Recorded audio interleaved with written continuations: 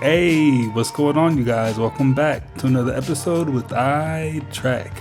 Let me start this episode out by giving a big shout out to Sandra Avila, James Taylor, and Digna Ortiz. I appreciate you guys for grabbing a badge, man. All that support keeps me motivated. Let me give a huge shout out to all the iTrack fam across the world, man. Without you guys, this channel would be nothing. If this is your first time here, what we like to do is take a look at the most interesting and creepy TikToks and kind of evaluate for ourselves whether these are fact or fake. If you haven't already, go ahead and smash that like button, smash that subscribe button, and without any further ado, let's go ahead and get right into it.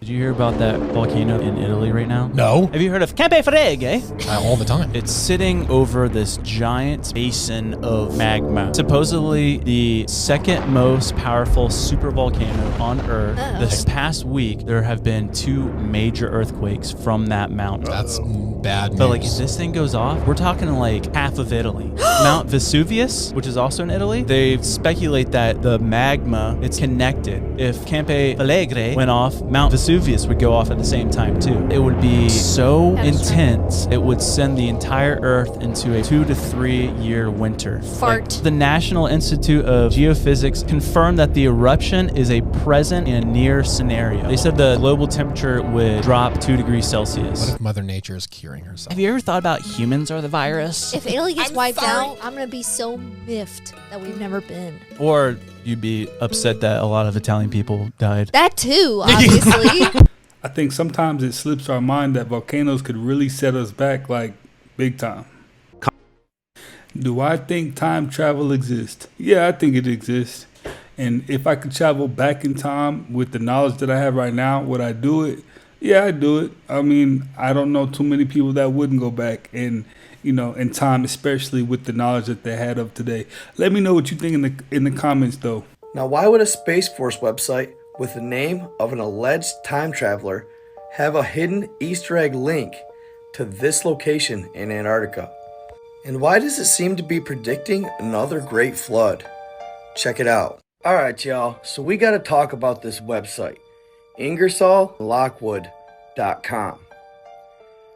It's very interesting, to say the least. It says here, Ingersoll Lockwood Inc. is a nonpartisan group of Americans with distinguished careers serving our great nation. We don't believe in the QAnon conspiracy, nor would we ever. Please tell this to all. Team IL.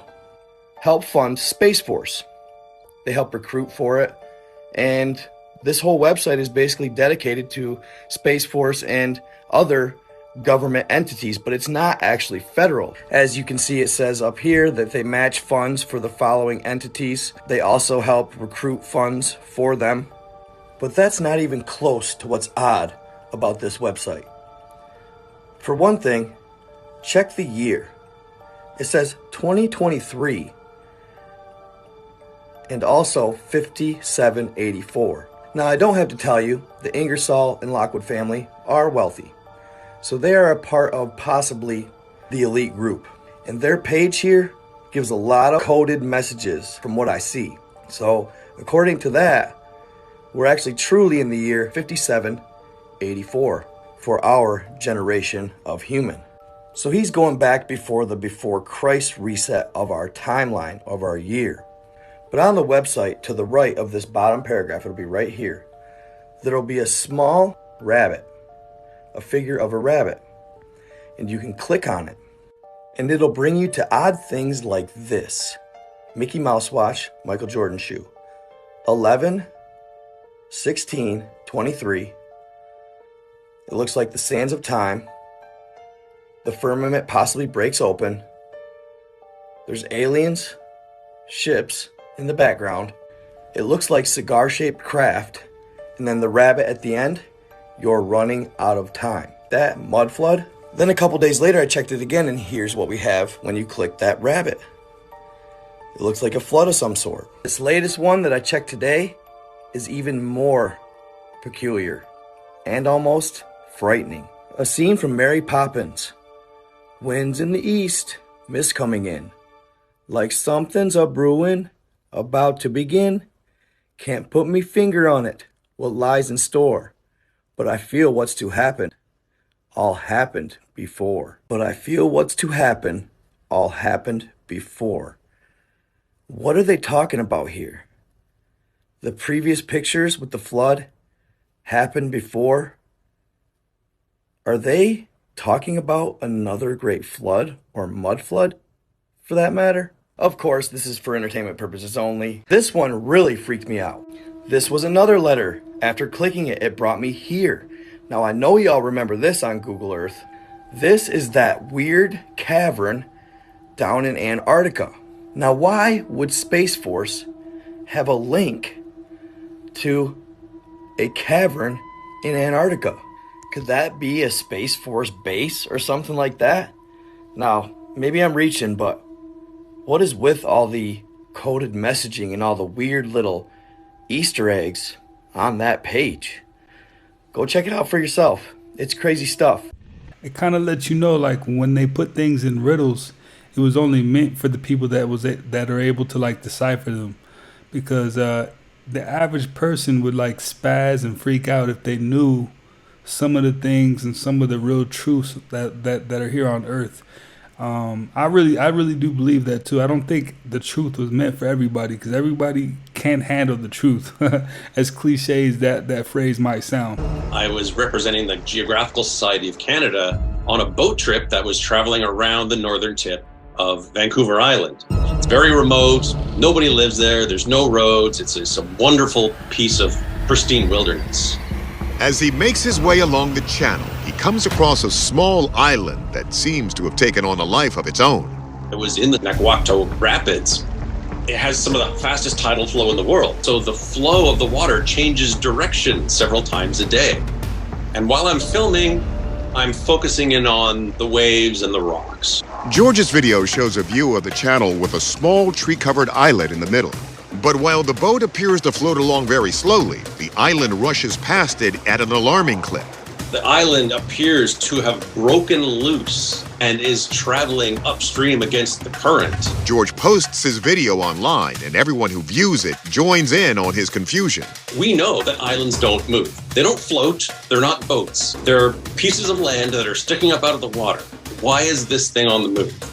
But journalist Aaron McCarthy says it's not the only island reported to be in motion. There's also El Ojo, or I Island, in Argentina. It's almost perfectly circular, and it constantly moves and rotates. And according to some sources, locals believe that the circle within a circle is a representation of God on Earth. Other people theorize that is actually covering up a hidden underwater alien base. And that has led believers of this theory to say that that's proof that something otherworldly is at work here. I didn't see any proof of anything other than there's islands like by themselves. Now, it looked a bit strange, but you can't call that proof. I need to see some aliens pop up out the water and something like that. Things get spooky when James Fodder buys a doll from an old beaten down antique shop.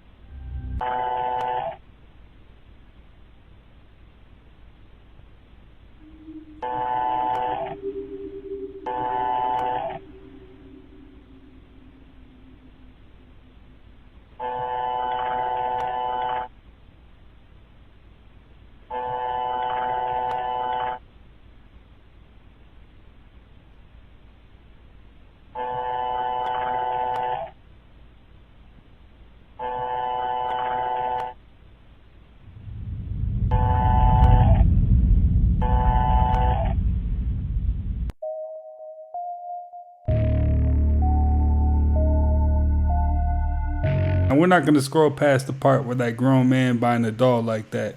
I don't care how old the doll was. Now, the second part that we got to acknowledge is that there definitely was something in that room. But why are you going to sit the doll in the chair in the empty room? Too many questions. Too many questions for that video. Man finds exit from the ice walls to the outside lands.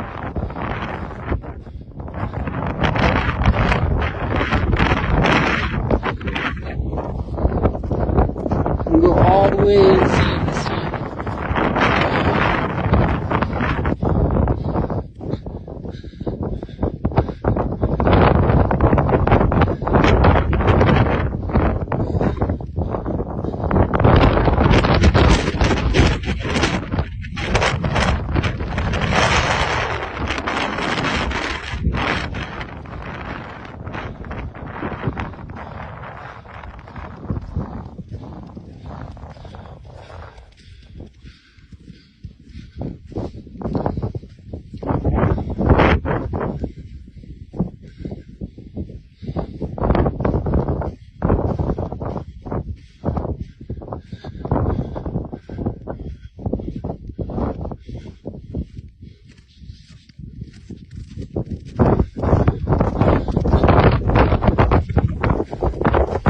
Didn't that cave just look like there was some kind of evil lurking inside that thing?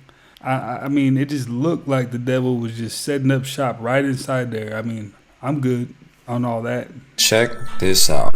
The Americas is Grenada, Israel, the Promised Land. All of these are biblical place names in Utah, including Jerusalem. Utah's nickname is the Beehive State. There is a mountain in eastern Nevada named Mount Moriah, and it is over 12,000 feet high. In Utah, not only is there a River Jordan, but it runs out of a freshwater lake into the Great Salt Lake, which is remarkably like the Dead Sea. There is also a Mount Nebo in Utah, approximately 12,000 feet high. So yes, with evidence this strong, the real Judah was in Utah. People try to say that it was the Mormons that gave these places like Utah biblical names to support their position as Jews. However, this explanation fails miserably because there are no 12,000 feet high mountains in modern day Israel. Therefore, the real Judah or Israel had to be in Utah because it fits the description of the kingdom of Judah perfectly. The name Utah is derived from the name of the Ute tribe. It means the people of the mountains in the Ute language. According to other sources, Utah is derived from the Apache name Yuda, which means tall. In the so-called Spanish language, it was said as Utah. Subsequently, the English-speaking people adapted the word Utah. There is no J in Hebrew, therefore Judah is Yuda, especially when you consider the fact that the J...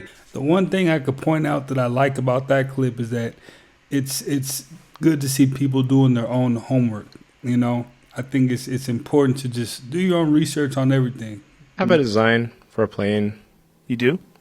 Yes. A better design? I mean, probably. I think it is. Yes. Who have you talked to about this? And I've talked to friends. Friends? Friends and... I'm your friend. Girlfriends and... You can tell me. What do you got? What's going on? Well, I mean, the exciting thing to do would be some sort of electric vertical takeoff and landing supersonic jet of some kind. Vertical takeoff and landing, meaning no need for a runway. Just shoot up straight in the air and then... Ooh. Elon is just on that next level of thinking, you know. A lot of people are not going to think about planes flying vertically.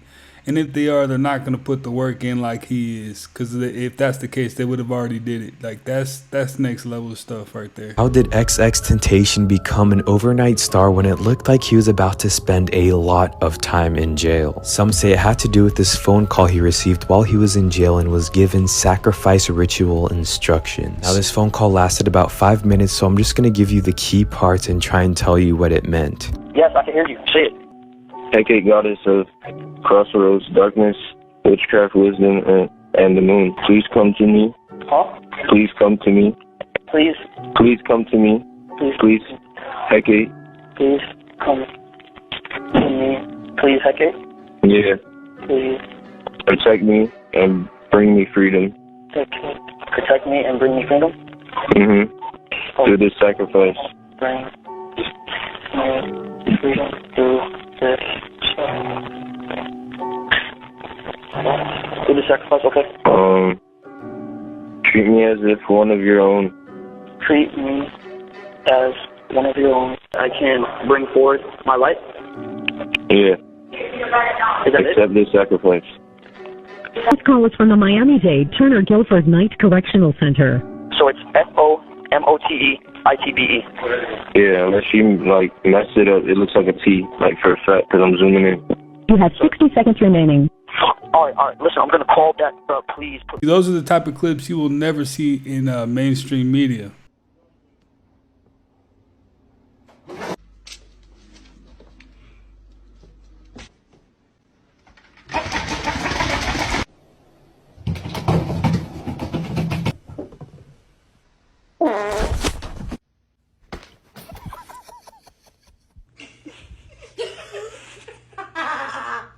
Plastic side eye. Criminal offensive side eye. Stop, you're scaring me. You're scaring me. I said no. Don't do that. Don't do that. Hey, you got some right here.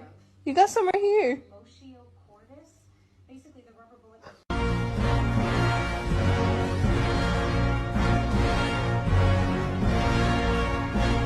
Statue of Liberty seems to be getting weirder and weirder. People have found that there seems to be something huge lurking under its pedestal. The media, with curiosity, finally found a message from the statue's designer in 1889. But when faced with the initial interview by reporters, the designer said he knew nothing and that he had only modified it according to the request of the then U.S. president and had been modifying it for 4 years before finally completing it. The designer did not understand why the U.S. government wanted to constantly enlarge the base, because it seemed meaningless in terms of aesthetics and solidity.